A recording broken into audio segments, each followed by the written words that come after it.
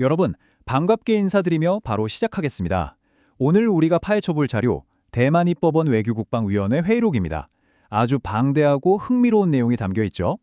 대만 국방부가 그리는 크고 화려한 전략적 청사진과 실제 현장에서 뛰는 군인들이 매일 마주하는 차가운 현실. 과연 이 둘은 얼마나 일치할까요? 아니면 그 사이에 우리가 모르는 엄청난 간극이 존재할까요? 오늘 이 시간 그 실체를 낱낱이 해부해 보겠습니다. 자, 들어가 보시죠. 오늘 살펴볼 전체 로드맵입니다. 지역안보 위협 상황부터 시작해서 2020년 국방 예산, 1년 의무복무제의 진짜 현실, 군사조달 현대화, 병사복지와 군기, 그리고 장비와 책임 소재까지 짚어보겠습니다. 거대한 예산 숫자부터 현장의 생생한 사람 이야기까지 전부 다룰 겁니다. 1번, 지역 안보 위협 상황부터 먼저 살펴보죠. 현재 대만 국방부가 마주한 위협은 정말 입체적입니다. 미중 전략적 경쟁 구도 속에서 중국은 대만 주변을 자기네 앞마당처럼 만들려는 이른바 회색지대 전술을 펼치고 있죠. 근데 이게 끝이 아닙니다. 민간 해커를 동원한 사이버 공격에 가짜뉴스로 사람들의 심리를 뒤흔드는 인지전까지 섞여 있어요. 눈에 보이는 물리적 위협을 넘어서 사이버 공간 그리고 사람들의 머릿속까지 전장이 끝없이 확장되고 있는 겁니다. 두 번째, 이런 위협에 대응하기 위한 돈 이야기. 2026년 국방 예산으로 넘어가 볼까요? 자, 이 도표가 예산의 흐름을 아주 명확하게 보여주는데요. 총액이 무려 5,614억 대만 달러입니다. 한화로 치면 수십조 원에 달하는 그야말로 천문학적인 금액이죠. 인력 유지에 가장 큰 파이인 2,070억 달러가 들어가고요. 작전 운영에 1,900억, 그리고 신규 무기를 도입하는 군사 투자에 1,610억 달러가 배정됐습니다. 대만이 국가의 명운을 걸고 국방에 얼마나 엄청난 자원을 쏟아붓고 있는지 한눈에 딱 들어오시죠? 세 번째 주제, 거시적인 예산 이야기에서 이제 사람 이야기, 1년 의무복무제의 현실로 줌인해 보겠습니다. 차트 보이시죠? 징집 인원 늘어나는 속도가 장난이 아닙니다. 의무복무 기간을 1년으로 늘리면서 2024년에 겨우 6,000명 수준이었던 1년 복무자가 2025년엔 8만 9천 명, 2026년에는 무려 11만 명으로 확 뜁니다. 잠깐만 생각해보세요. 갑자기 이렇게 병력이 폭발적으로 늘어나면 훈련소나 간부 인력, 장비 보급에 얼마나 엄청난 과부하가 걸리겠습니까? 입법위원들도 회의록에서 바로 이 구조적인 압박을 엄청나게 우려하고 있습니다. 국방부는 이 엄청난 인원의 신병들을 정예의 전투원으로 탈바꿈시키겠다고 훈련 파이프라인을 제시했습니다. 신병 훈련 끝나면 주둔지 배치받고 그 다음엔 새롭게 도입된 CDC 2.0이라는 기지훈련을 거쳐서 최종적으로 대규모 3군 연합훈련까지 투입되는 그림입니다.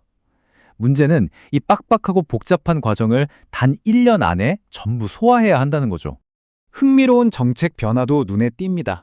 무인기, 즉 드론 훈련 시간을 보시면요. 기존 4시간에서 12시간으로 훌쩍 늘어났습니다. 무려 3배입니다. 현대전에서 드론이 얼마나 절대적인 비중을 차지하는지 대만군도 뼈저리게 느끼고 있다는 증거입니다. 이 12시간 동안 기본 조작부터 이착륙까지 싹 다 가르치겠다는 계획이에요. 네 번째 파트, 군사 조달의 현대화입니다. 여기서 DIU, 국방혁신부대라는 새 조직을 꼭 짚고 넘어가야 합니다. 미군의 DIU를 그대로 벤치마킹한 건데요. 군대 특유의 그 답답하고 느린 조달 절차 있잖아요. 그걸 우회하려고 만든 겁니다. 민간 시장에 이미 나와 있는 기가 막힌 상용 AI나 혁신 기술들을 재빠르게 캐치해서 전장에 곧바로 투입하는 게 이들의 핵심 미션입니다. 한마디로 군사 조달의 패스트 트랙인 셈이죠. 군사 용어가 좀 나오는데 쉽게 풀어보죠. 대만이 전통적으로 의존하던 방식이 FMS, 즉 정부 간 거래인 대외 군사 판매입니다. 근데 문제가 있어요. 미군이 아직 정식으로 채택 안 한 최첨단 AI 장비 같은 건 이 방식으로는 못 삽니다.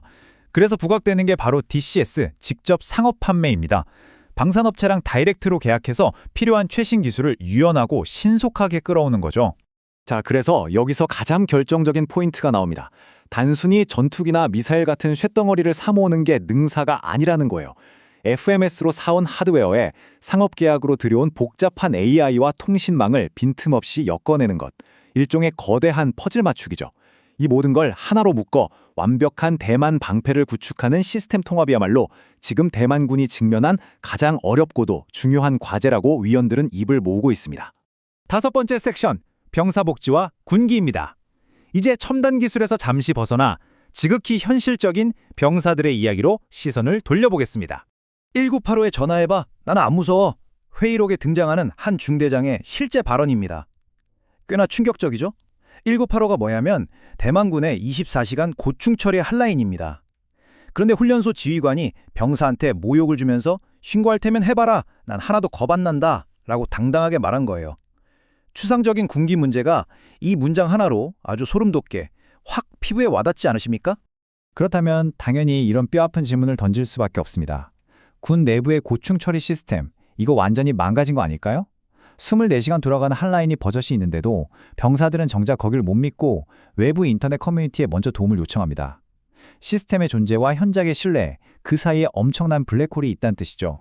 이 사건의 피해자는 사실 해외에서 오래 자라서 중국어 소통이 서툰 이중국적 징집병이었습니다. 입법위원회 조사 내용에 따르면 심각한 언어 장벽에다가 신고했다가 혹시라도 보복당할지 모른다는 두려움 때문에 공식 채널에 접근조차 못했다고 해요. 국방부도 이런 문제점을 순순히 인정했습니다. 이중국적자를 위한 통역 지원 부재를 짚으며 낡은 리더십 문화까지 대대적인 개혁이 필요하다고 약속했죠. 마지막 6번째, 장비 및 책임 소재입니다. 다시 현장의 장비 문제로 돌아가 보죠. 앞서 우리 진짜 멋있는 AI니 드론 훈련이 얘기했잖아요. 근데 현장의 현실은 정말 딴판입니다. 회의록 질의응답을 보면 아주 적나라해요. M249 기관총은 몇 발 쏘지도 않았는데 툭 하면 탄이 걸려서 먹통이 되고요. 엎친 데 덮친 격으로 기본 중에 기본인 소총과 기관총 훈련용 공포탄마저 재고가 턱없이 부족하다는 겁니다. 수십조 원짜리 첨단 국방을 외치면서 정작 기초적인 총알조차 제때 보급되지 않는 기막힌 상황인 거죠. 자, 이 대목이 정말 흥미로운, 아니 기가 막힌 부분입니다. 신형 T112 소총 조준경 이야기인데요. 애초에 육군이 요구한 스펙은 야간 투시랑 적외선 레이저가 다 되는 최신형이었습니다. 그런데 정작 병기창에서 납품하려고 보니 단가 맞춘답시고 보병한테 제일 필수적인 레이저 기능을 쏙 빼버린 거예요. 시중에서 파는 서바이벌 장난감 총만도 못한 사양이라는 뼈아픈 비판이 쏟아진 게 당연하죠. 결국 국방부가 고개를 숙였습니다. 2026년에 초기 물량을 우선 보급하고 2027년부터 28년까지 단계적 조달을 거쳐서 2029년까지는 모든 소총에 제대로 된 풀스펙 조준경을 100% 보급하겠다고 공식적인 타임라인을 못 박았습니다. 우리는 이제 이들이 약속한 타임라인대로 제대로 된 장비가 쥐어지는지 두 눈 부릅뜨고 지켜봐야겠습니다. 자, 여기서 조금 성격이 다른, 하지만 굉장히 뜨거운 정치적 논란을 불었던 숫자 하나를 볼까요? 71만 8천 대만 달러, 대략 하나 3천만 원 정도 되는 돈입니다. 이게 뭐냐면 대만 국방부가 중화군사사학회라는 단체에 매년 지급하는 보조금 액수입니다. 사실 액수 자체가 큰 건 아닙니다. 문제는 이 단체의 행보였죠. 국방부 영내에 버젓이 사무실을 두고 있으면서 중국 측의 통일전선 내러티브에 동조하는 듯한 행사를 열거나 핵심 임원이 중국을 방문했다는 짙은 의혹이 제기된 겁니다. 입법위원들은 적을 이롭게 낼 수 있는 곳에 국민의 혈세가 쓰이는 걸 강력하게 질타했습니다. 국방부 측은 이 단체가 이념적 규정을 제대로 지키고 있는지 즉각 그리고 철저하게 조사하겠다고 방어에 나섰죠. 오늘 우리는 수십조 원의 막대한 예산이 투입되는 화려한 청사진과 당장 탄장이 걸리는 기관총을 들고 뛰어야 하는 병사들의 팍팍한 현실을 나란히 살펴갔습니다. 최첨단 AI 방패를 구축하는 원대한 전략, 물론 중요합니다. 하지만 기본적인 공포탄 보급조차 버겁고 병사들이 마음 놓고 기대할 고충 처리 시스템조차 작동하지 않는다면 이 거대한 청사진은 모래성에 불과하지 않을까요? 국방부의 비전은 과연 현장의 이 차가운 마찰력을 견뎌내고 완성될 수 있을지 여러분은 어떻게 생각하십니까?